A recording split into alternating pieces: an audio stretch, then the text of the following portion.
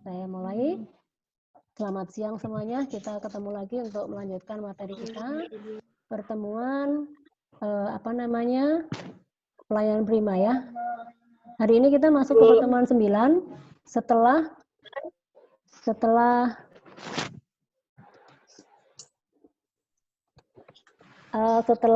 kita mengikuti ujian UTS. Hari ini kita melanjutkan materi kita, yaitu pertemuan tentang judulnya atau topik yang akan dibahas itu adalah, nih sebentar saya pasang slide-nya dulu.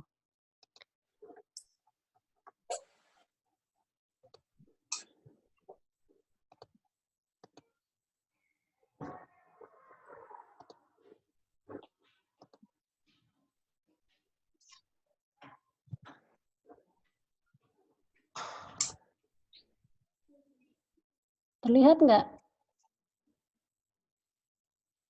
Lihat, Bu. Tapi isinya salah ya, sebentar.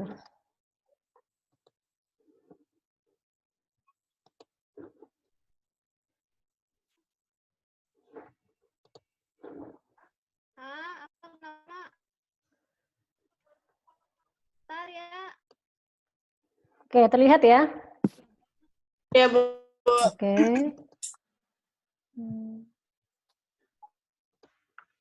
Baik, materi kita hari ini adalah topiknya adalah tentang komunikasi, motivasi, public relation yang berkaitan, yang menunjang kegiatan pelayanan prima di suatu organisasi atau suatu perusahaan.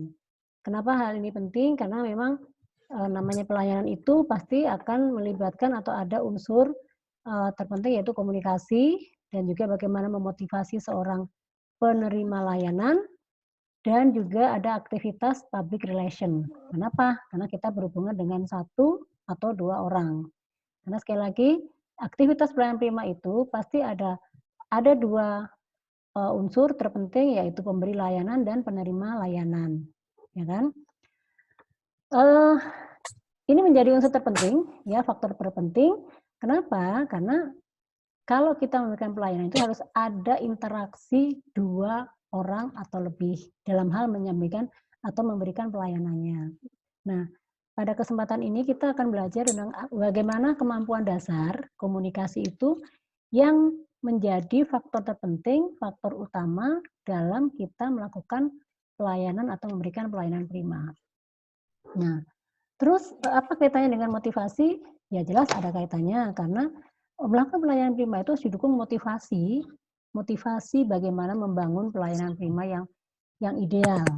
Makanya perlulah motivasi. Motivasi itu dorongan untuk bisa memberikan layanan atau budaya layanan yang akan diberikan kepada penerima layanan.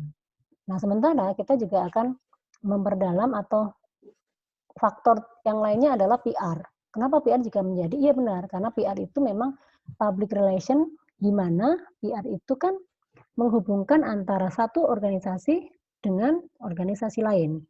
Maka disitulah pentingnya PR, karena kalau PR-nya nggak bagus, pasti customer-nya atau organisasi lain juga akan merasakan kecewaan. Tapi kalau PR-nya bagus, organisasi atau penerima layanan atau perusahaan lain itu akan menerima dampak positifnya di mana citra perusahaannya juga akan terangkat.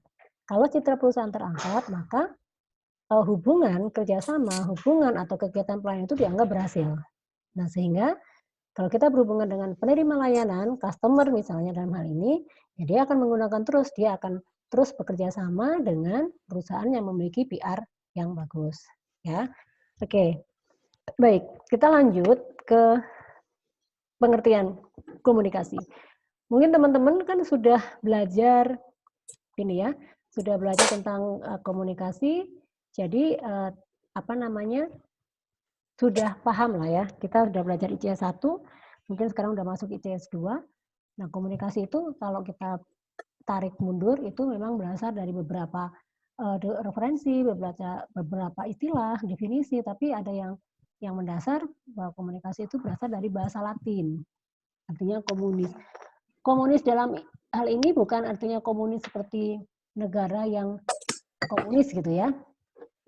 Terus negara yang berbasis komunis bukan itu, tetapi komunis itu adalah yang artinya membuat kebersamaan. Ini tolong dibedakan komunis yang artinya negara komunis atau negara republik beda, tapi komunikasi ini dari bahasa Latin ya. Nah, jadi artinya membuat kebersamaan atau membangun kebersamaan antara dua atau lebih gitu. Dengan kata lain, komunis itu adalah komuniko yang artinya berbagi atau share. Ya, lanjut. Ada pengertian lain definisi komunikasi itu mengartikan bahwa komunikasi seperti yang teman-teman pelajari di mata kuliah ICS itu adalah proses perpindahan pengertian dalam bentuk gagasan atau ide atau informasi dari satu orang ke orang lain. Nah, seperti saya ini, hari ini kita lagi melakukan komunikasi. Komunikasi itu artinya saya sedang mentransfer informasi kepada orang lain, kepada Anda. Itu artinya proses komunikasi umumnya ya. Nah, komunikasi yang lainnya, pengertian yang lainnya, itu adalah bahwa komunikasi itu artinya mencakup berbagai macam bentuk komunikasi baik verbal maupun nonverbal. Ini juga teman-teman pastinya sudah paham banget ya, verbal itu apa, nonverbal apa. Tapi nggak apa-apa, nanti kita ulas kembali untuk mereview, untuk merefresh kembali supaya lebih paham apa arti pentingnya sebuah komunikasi. Berikutnya, dasar komunikasi. Dasarnya, basicnya komunikasi itu satu, hubungan terjadinya komunikasi itu yaitu antara atasan dan bawahan itu kalau kita kaitannya dengan organisasi atau pekerjaan. Nah, itu biasanya disebut person to person. Jadi seperti yang kita kemarin belajar di pengamen itu ya, struktur organisasi, hierarkinya siapa? Ada atasan, ada staff. Nah, itu adalah hubungan antar person to person. Sementara itu, untuk yang publik, ada hubungan person to public. Jadi satu orang dengan banyak orang, banyak kelompok. Misalnya pimpinan dengan anak buah, misalnya direktur dengan karyawan di suatu perusahaan, atau manajer marketing dengan staf-staf marketing. Gitu ya. Lo kan belajar lah.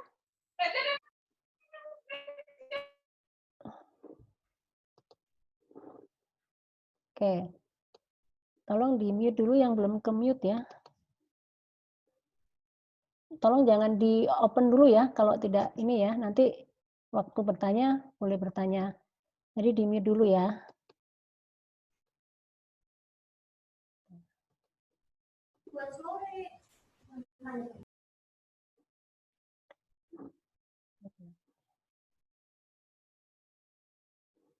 Oke. Kok nggak ada ya?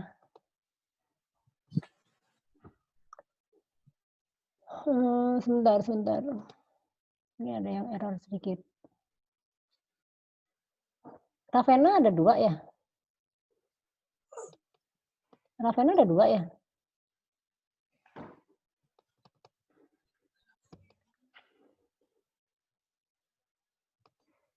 Oke, sebentar. Ravena itu ada 2 di sini ya? Ravena Tiara ada 2. Halo? Oke, saya lanjut ya. Berikutnya, komunikasi juga terjadi antara kelompok dengan person, artinya dari kelompok banyak dengan person, artinya kelompok dengan kelompok maksud saya, itu parpol dengan parpol contohnya. Organisasi BEM dengan BEM misalnya, perguruan tinggi dengan perguruan tinggi, itu artinya kelompok dengan kelompok. Jadi dasarnya seperti itu, artinya kegiatan komunikasi itu ada dibagi menjadi 3, person to public, sama public to public atau kelompok dengan kelompok. Oke, lanjut ya. Ini saya cuma mengulas saja sekilas sebelum kita berbicara yang lain. Itu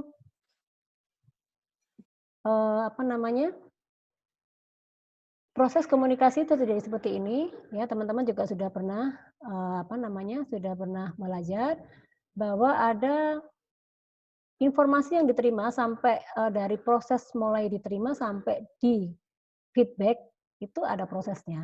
Nah, ini adalah alurnya, teman-teman bisa lihat. Sekali lagi ini alurnya di mana dari message masuk.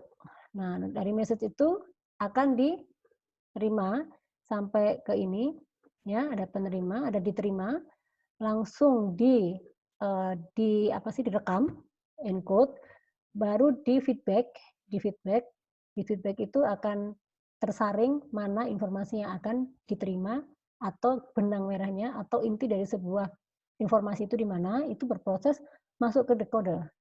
Decoder itu langsung masuk diterima oleh si penerima, ya.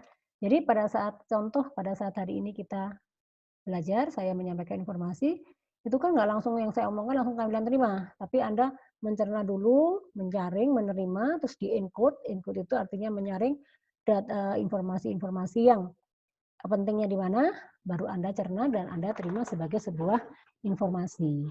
Nah, sekali lagi, proses komunikasi ini menggunakan banyak media, bisa phone, ya kalau kita terima telepon itu berarti kita berkomunikasi dengan pakai phone, by email, in person artinya tatap muka, atau instant message kita pakai WA, atau hari ini yang mungkin kita perlu tambahkan di sini Zoom ya. Ada Zoom, telekonferensi itu adalah proses komunikasi. Kasusnya sama. Hanya bedanya kita tidak bertatap muka, hanya menggunakan media. Ini nanti saya tambahkan dengan adanya Zoom atau telekonferensi. Nah, kaitannya dengan pelayanan prima apa? Ya, hari ini di era digital industri 4.0 ini, itu komunikasi itu sudah menggunakan digital information, ya. Itu apapun pelayanan bisa dilakukan dengan itu. Ya, contoh Anda pesan makanan pakai GrabFood itu juga proses pelayanan, sudah menggunakan media online, ya. Terus Anda mencetak kartu kemarin, itu juga proses, ada informasi, ada pemberitahuan dari PAK, bahwa ujian dilaksanakan tanggal ini, bahwa ujian harus mengupload tugasnya di sini dan sebagainya. Itu adalah proses komunikasi yang menggunakan media. Banyak banget ya, ada IG, ada sosial media dan sebagainya. Itu adalah, medium-medium yang digunakan. Nah, berikutnya, tadi dibilang di awal bahwa komunikasi itu adalah transfer informasi melalui satu atau kedua orang atau lebih dengan menggunakan komunikasi verbal dan komunikasi nonverbal. Oke, baik. Yang dimaksud dengan informasi nonverbal, verbal itu adalah komunikasi yang menyampaikan dengan bahasa. Yang saya sampaikan ini adalah dengan bahasa, itu adalah langsung berbicara.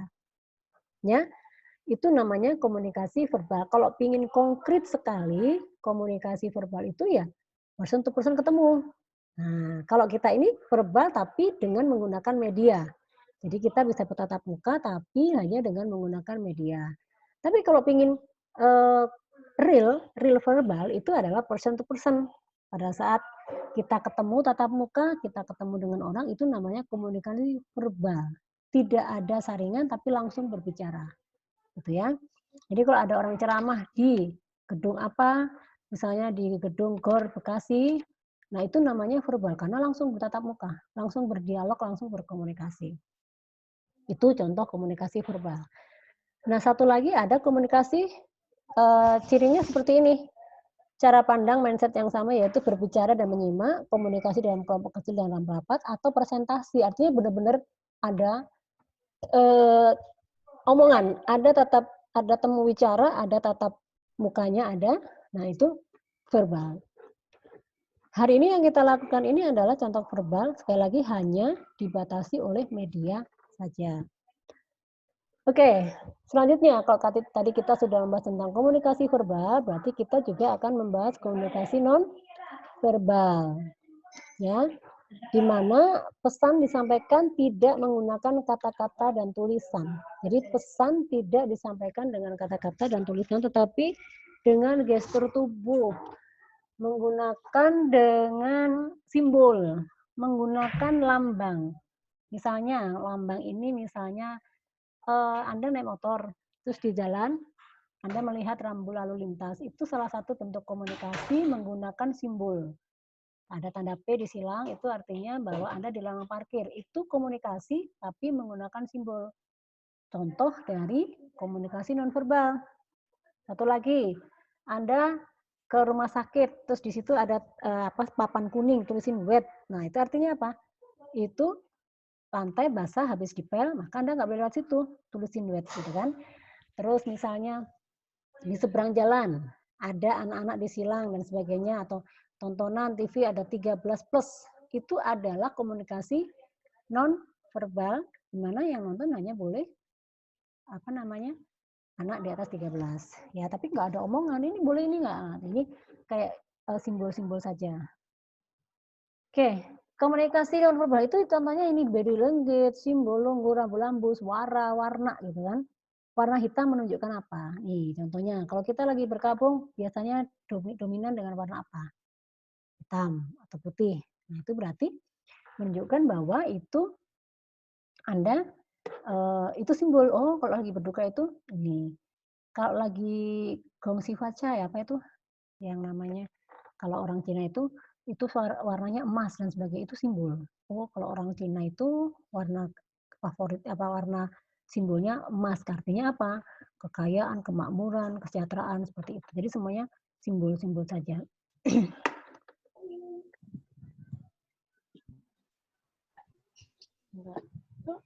Biasanya nggak ada.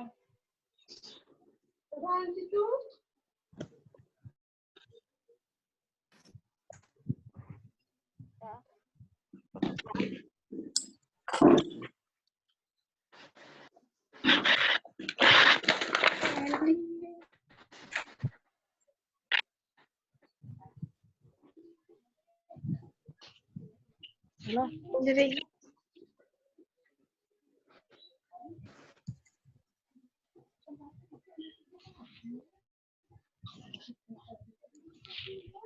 Halo.